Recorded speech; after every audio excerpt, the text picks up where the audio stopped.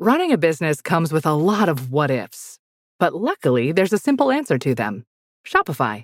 It's the commerce platform behind millions of businesses, including Thrive Cosmetics and Momofuku, and it'll help you with everything you need. From website design and marketing to boosting sales and expanding operations, Shopify can get the job done and make your dream a reality. Turn those what ifs into... Sign up for your $1 per month trial at shopify.com/special offer. Welcome to People Tech, the podcast of WorkforceAI.news. I'm Mark Pfeffer.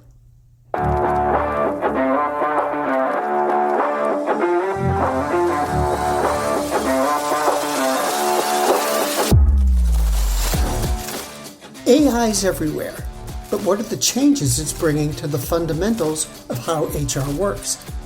How is it and where is it making itself felt? And how can CHROs sort out the reality of what's going on when they talk to vendors who want to hype? My guest today is Kyle Lagunas, Head of Strategy and Principal Analyst at Aptitude Research. We'll get into all that and more on this edition of People Tech. Hey Kyle, welcome. Everybody's talking about AI today, obviously. It's been the dominant part of the HR technology conversation for the last 2 years. But have you seen real changes in HR because of AI? Is it really changing the way HR practitioners work?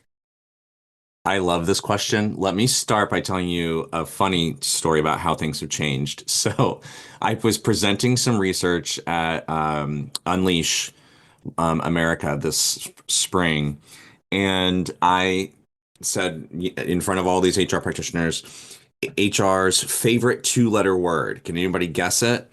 And I was talking about AI, but somebody said no.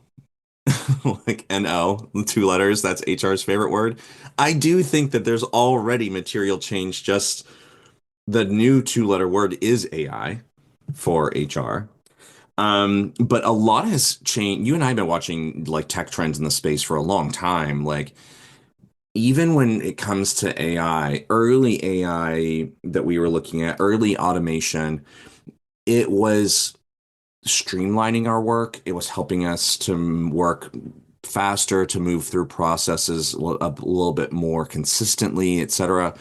I do think that we are about to get to a point where the work itself starts transforming.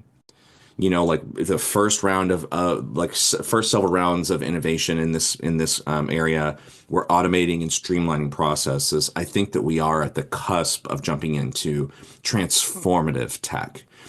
There are things that are core workflows, core processes, core work that HR and talent professionals do that these AI agents can do for us. We might get to a point where we are not administrating every process. We might be monitoring processes and engineering processes instead of having to manually run them. And then that becomes interesting. Maybe HR and talent does shift from, policy policing and fielding requests, and we actually start analyzing engagement data actually, not just saying we could. Like we start looking for movement in KPIs that we've been waiting for because we saving for a rainy day because we're buried under work. I think we're about to get into this new, more transformed HR. We're not there yet, but I do really think it's coming very soon. What's that going to look like, do you think? I mean, the AI vendors talk about more efficiency, allowing workers to go and do more strategic things. Can you sort of paint a picture of what that would look like in real life? First of all, the reason why vendors are talking about like efficiency is because that's how they're selling this. That's how they're getting business buy-in for these technologies. That's just where we're at right now. I do think that we will be Let's look at the talent acquisition function. There is a lot of processing that gets done every single day for recruiting. A lot of applications that need to be reviewed, jobs that need to be managed. We're either like opening a new rec, managing an existing rec, closing a rec, dispositioning candidates. There are just a lot of tasks that we need to do just to run business as usual. Many of these tasks can be automated intelligently already. The technology exists. We haven't fully deployed these kinds of capabilities yet, but even if you look at like the interview process, at Aptitude, we've been tracking a rapid advancement of what we're calling like interview intelligence capabilities, tools that can run live transcription of an interview, and it can give you, just like in a meeting like this, it can tell us what key takeaways were. But they're also leaning in and giving us insight into new things that we've never looked at, like how much time did Kyle talk versus how much time did Mark talk? Did Mark actually end up talking to Kyle about key responsibilities that were in that needed to be covered in the interview? Or did they just catch up about where they both went to school and what kind of dogs they have? We can then like having an ability to consistently and like effectively track this kind of data. Well, then in TA, we can start to optimize our interview process. We can say, all right, across 100 interviews that Mark did last year, he never talked about qualifications and responsibilities. And actually, it's not just Mark, it's every single hiring manager from this entire business unit.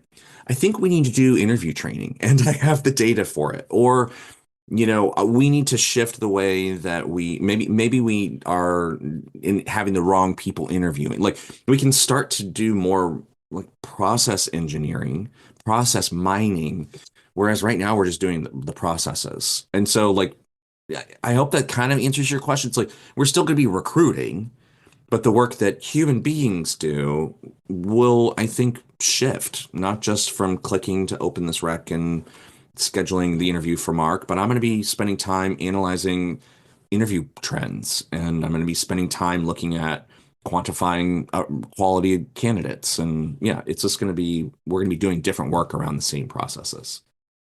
Well, so that leads to the question of whether or not these capabilities are going to change the way HR looks. I mean, Yeah. if you look at HR from company to company, everybody pretty much does the same thing. They may vary in Yeah. how they do it, but they're doing the same thing. Do Yeah. you think AI's capabilities are going to let people do something very different to put more power into HR or what have you?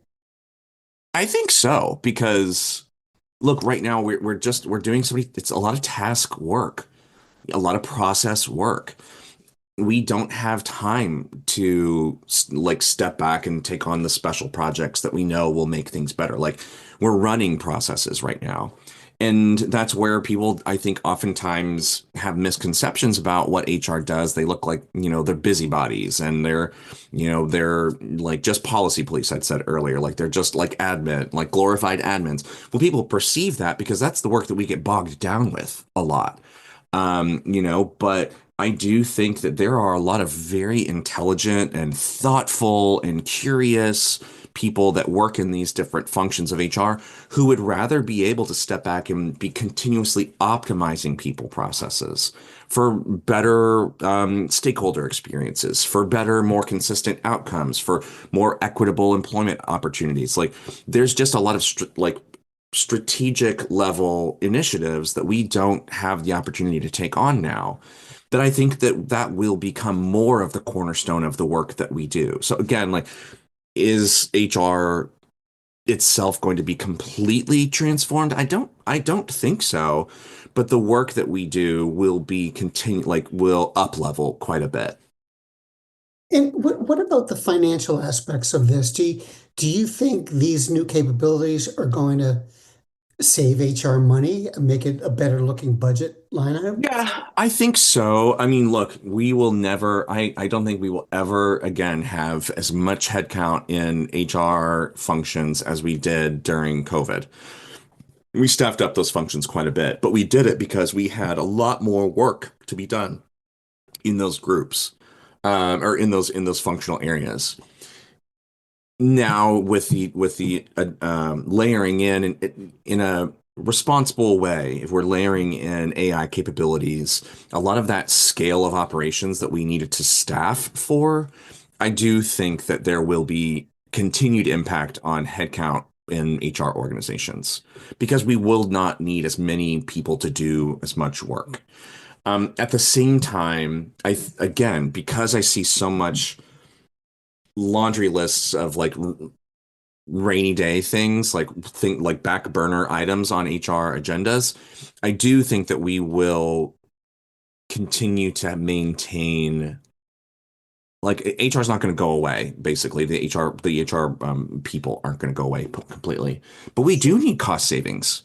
Like I think that it's really expensive to throw bodies at some of the problems that we have. And it's not just expensive because salaries are, high, or the cost of benefits is high. It's not just that. It's like it's makes more we expose ourselves to human error, and we have people that are maybe working inconsistently, or we have just a lot of different stuff that we have to account for with human operations that I think that we can, I don't know, maybe de-risk and debug some of our HR operations. I think we're a ways off though, Mark, of like major impact to, like, I don't think we're going to over-index on efficiency in HR with AI.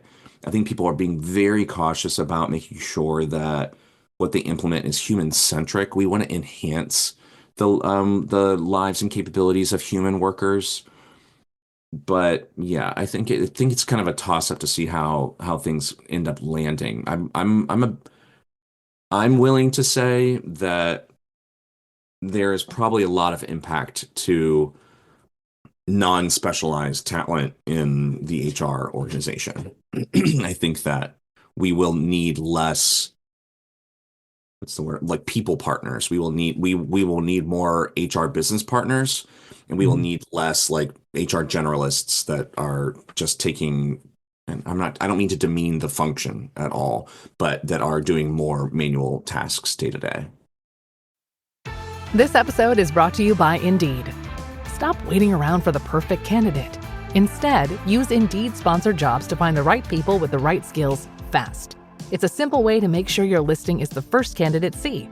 According to Indeed data, sponsored jobs have 4 times more applicants than non-sponsored jobs. So go build your dream team today with Indeed. Get a $75 sponsored job credit at Indeed.com/podcast. Terms and conditions apply. Tito's Handmade Vodka is America's favorite vodka for a reason. From the first legal distillery in Texas, Tito's is 6 times distilled till it's just right. And naturally gluten-free, making it a high-quality spirit that mixes with just about anything. From the smoothest martinis to the best Bloody Marys. Tito's is known for giving back, teaming up with nonprofits to serve its communities and do good for dogs. Make your next cocktail with Tito's. Distilled and bottled by 5th Generation Inc., Austin, Texas. 40% alcohol by volume. Savor responsibly.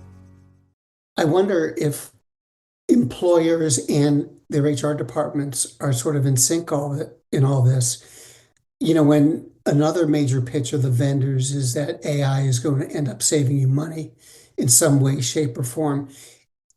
And I keep thinking, yeah, there's going to be a lot of companies out there where the leadership is saying, we want to save money. We don't care about all the other stuff. Is that a danger that HR is going to be sort of pigeonholed into that kind of functionality? I do worry about that. And there's a couple of reasons why I am worried about it. One is something that we've tracked in our research. The number one obstacle to adoption of AI in HR is not lack of budget. It is not lack of support from the C-suite, from the business. It is HR knowledge gaps in the HR organization around how AI works, what it actually is. And the reason why I'm starting there to answer your question is those knowledge gaps are important. You and I know that, like, we've been giving HR a pass for not being very tech savvy for a long time. They're not tech experts, they're people and policy experts. We've said that a long time. If we don't understand how these capabilities work, and how we can like design human-centric solutions with AI, then we are going to that by the way, human-centric solutions that will drive meaningful impact for the business and will further the HR agenda. Like, if we are not going to take this innovation cycle by the horns, we are going to be relegated to the sidelines, and the business is going to be start making decisions about how they want to use AI to automate HR or to offshore, so like make a case to offshore, AI or HR operations and benefits administration, and like, they are going to make strictly business decisions. And they're going to do that because we can't really explain why they shouldn't. Do you know what I mean? And it's just like we're gonna say they shouldn't because ethically we should make sure that we're protecting job, like whatever it is, like we're gonna make an HR case, and they don't. We're at a point where, and I hope this softens a bit, but there is a hard line that the business doesn't really want to hear from us on. Like, they want to make strictly business decisions right now, and they will for the foreseeable future. And I think that's why we need to be getting HR really ramped up on just literacy in AI. I want us to stop saying like we aren't sure about AI because we don't want to introduce bias. Well, because that's what everybody says. Like, well, we do need to constantly, whether we're talking about AI or not, we need to be constantly, diligently mitigating bias decision making around who gets promoted and who gets hired. And like, we need to get rid of bias in general. But we also need to figure out how we can use AI to make ourselves more effective contributors and like to be more successful HR practitioners. Like, we need to figure out how to use this for our own sake, and instead of just kind of throwing up the boogeyman of bias and then being like, well, we're not ready for AI. Like, AI is here whether we are ready for it or not. And I feel like the risk, to go back to your original question, the risk of the business running with this remains very high until we get our AI literacy up so we can lead more of the discussions about how it's being implemented and utilized. Now, do you think there's anybody out there, it could be you, who's looking at AI, looking at HR, and creating a vision of what future HR should look like using the technology? Hmm. I don't know. I think that in some pockets, like basically, I'm seeing the two, we're falling into kind of two camps. At the end of 2022, we saw that 75% of HR organizations were investing in AI capabilities to some degree, automating processes, using machine learning, blah, blah, blah, blah. At the end of 2023, which, by the way, was like 3 months after ChatGPT was launched to the public, the pendulum swung way back. And we're basically at 50-50 right now. 50% of companies are not investing in new AI capabilities and have even slowed down some of the pilots that they had running. And 50% of companies remain committed to advancing their AI agendas. The companies that have remained on the path, that have like continued to invest and utilize and experiment with these capabilities, I think they are thoughtfully, intelligently, ethically utilizing AI as a cornerstone of their innovation agendas. Like, it is a core part of how they want to drive HR forward across a number of different capabilities. AI is not the only one, but it is embedded in their innovation strategy. The other 50% don't know how they don't know how this works, and they don't know how to incorporate this into their innovation agendas. They're, I think, kind of stuck in a rut, for lack of a better word. I'm not sure that they know what the future holds for the function. They probably still have a laundry list of stuff they want to get done, but I'm worried they're going to fall further and further behind the curve of like just the maturation and evolution of our HR functions. Because we're in this transition time, and going back to picking on the vendors, but we're in this transition period, and every vendor out there is saying everything they do is AI. In some spaces, it's practically to the point where our paper clips are AI based. I mean, it's just I crazy. know, I know. So, you know, I say it's AI everywhere all at once. And because it really does feel like it just like exploded. yeah. Well, that's actually exactly it. It's like there was a switch, and all of a sudden, Yeah. everything's AI. But if you look at the vendors today and the platforms that are out there today, is AI really integral to them, or have they just started to slap AI on the package? It's not either or. There are vendors that are in party A and it's also not a hard line. There's a blur. I mean, any software, any tech vendor, even services vendors, every solution provider in our space has been utilizing AI to develop new capabilities, to really to refine new feature sets, it has been a part of their innovation agendas to some degree or another. Now, whether they have been productizing AI features is another thing, right? Like one thing I've observed as for an example, like in the with all the major HCMs, the Oracle, SAP, Workday, UKG, like they have all for this last year and a half, these last two cycles, have been talking about how AI is a cornerstone, integral to their platform.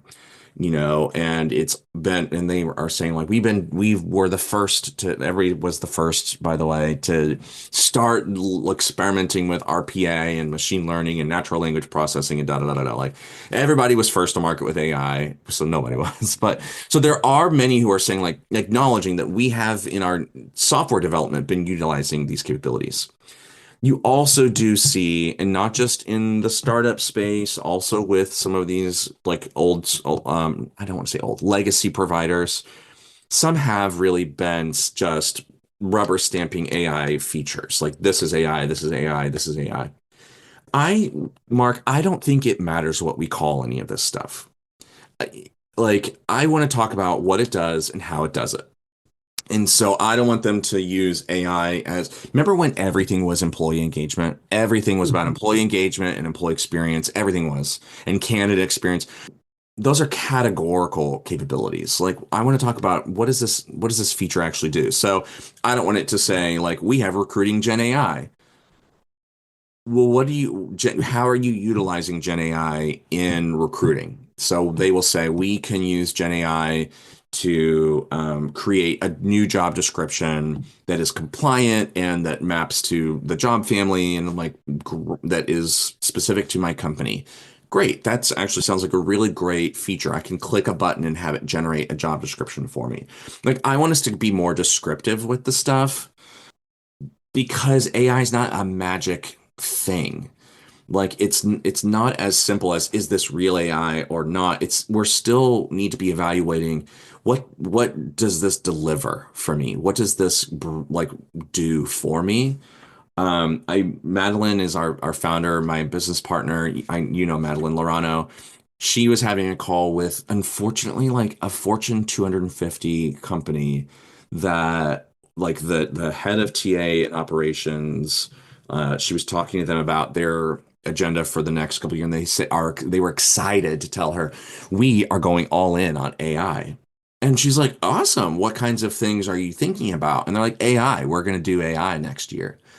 And it's like, so, because your question is like, are vendors doing some of this like stuff and giving us like just really generic points of view and just like slapping AI on all their products, practitioners are also teams are also treating this kind of generically and not being extremely intentional. So I think that for anybody that's trying to discern the vendors, how they're thinking about AI and what's air quote real versus not is lean in. Listen to how they're describing capabilities. I've talked to vendors over the last 6 months that even acknowledge we're not going to really talk about AI a bunch, but you're going to see in our software like that it's working behind the scenes to help make this possible. And I like that. I'm like, all right, well, open up the hood. Let me see how it made that possible because this looks super easy. Like lean in, explore what you don't know. Don't act like answers are obvious and see how vendors respond to that. Is their story going to unravel quickly? And they're like, oh, actually, we literally just have a plugin with ChatGPT and you query here, it's actually going over there. Like you can peek under the hood and start to figure out how this stuff really works. And we should be like we should all be approaching every claim from every vendor with a grain of salt, just like we always should have. Um, I think that the answers become pretty clear pretty quickly. And by the way, you learn something while you are probing with them, which we need to be doing too. Well, are there dangers here? I mean, it seems like that AI capabilities are Yeah, coming in waves. December was video month. yeah. Everybody was rolling out their video generator. And does that pose particular dangers for HR if they're starting to use tools that aren't really quite stress tested? I mean, we're talking about dealing with people here.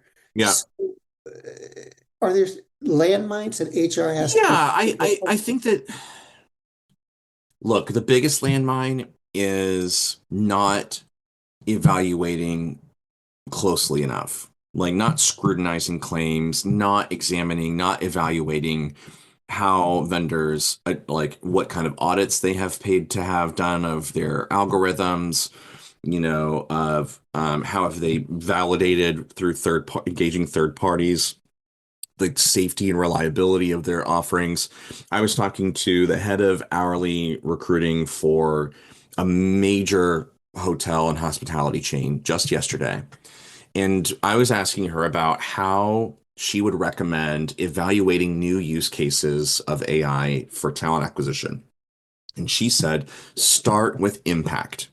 She's like, risk, you need to be aware of risk, but start with impact. And I said, what do you mean? She's like, we were looking and we thought that if we implemented this tool, she was talking about an interview scheduling tool, and we deployed it across all of hourly hiring, just the time savings alone on a conservative estimate was going to save us millions and millions of dollars.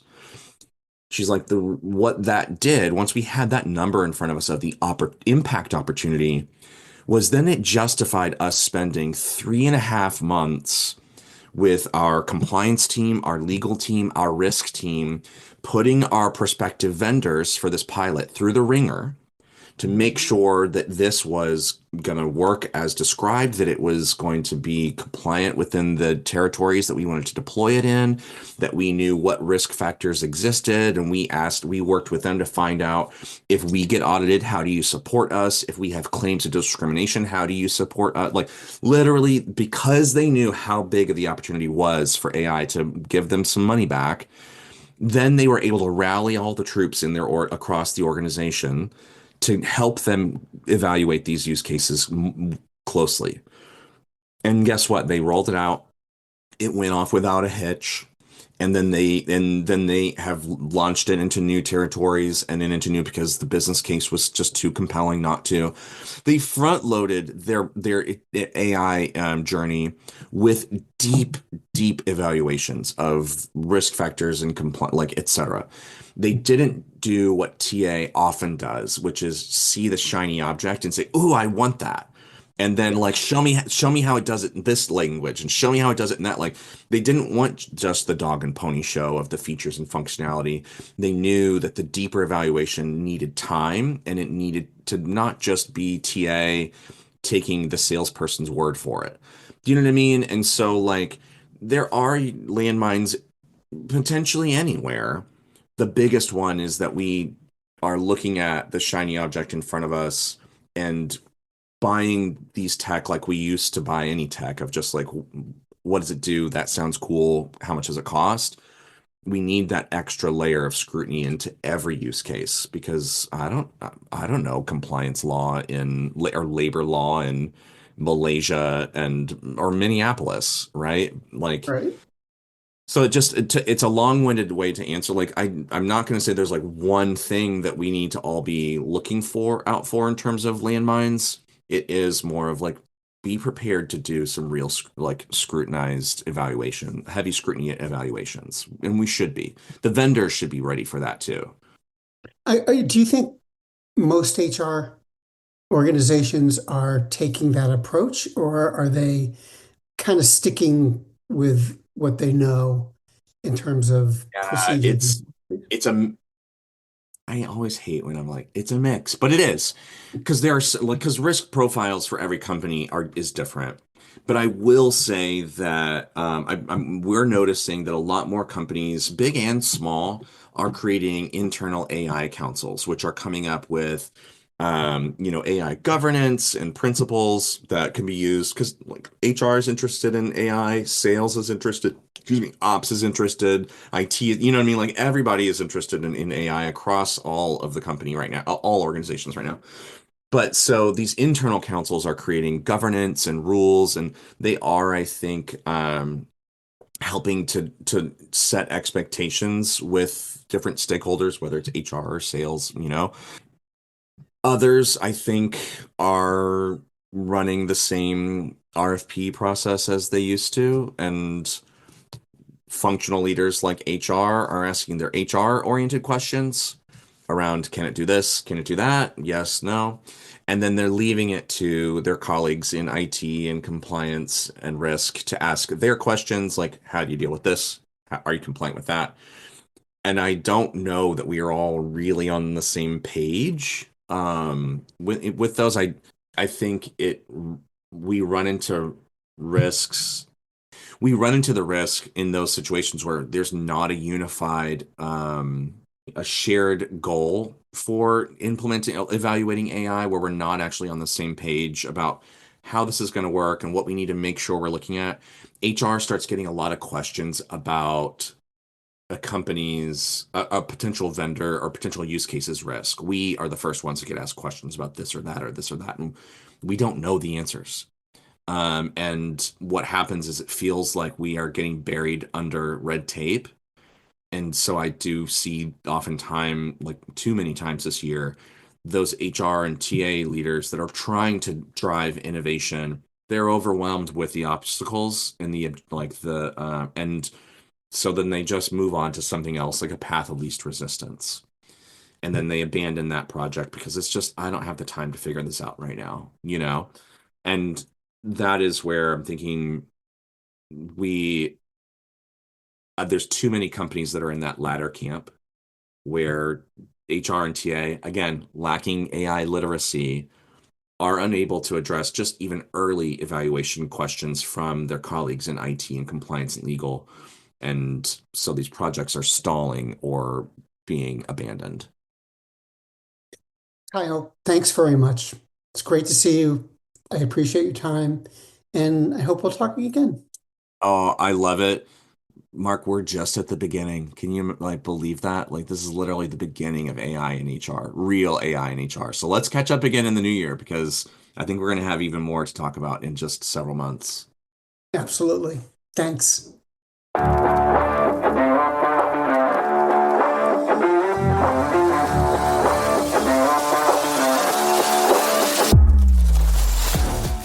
My guest today has been Kyle Lagunas, Head of Strategy and Principal Analyst at Aptitude Research. And this has been People Tech, the podcast of WorkforceAI.news. We're a part of the Work Defined Podcast Network. Find them at www.wrkdefined.com. And to keep up with AI technology in HR, subscribe to Workforce AI today. We're the most trusted source of news in the HR tech industry. Find us at www.workforceai.news. I'm Mark Pfeffer.